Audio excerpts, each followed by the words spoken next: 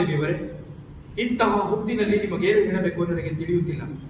ಪರಿಸ್ಥಿತಿಯ ನನ್ನನ್ನು ತಡೆಯಬೇಡ. ಆ ಘೋಷಣೆ ನನ್ನ ಬಾಹ್ಯ ಲೋಕ ಬದಲಾಗಿದೆ ಅಷ್ಟೇ. ಆಂತರ್ಯದಲ್ಲಿ ನಾವಿಬ್ಬರು ಮೊದಲಿದ್ದ ಸ್ಥಿತಿಯೇ ಈಗಲೂ ನಿನಗೆ ತಿಳಿಯದೆ ಅಂತ ಹೇಳು.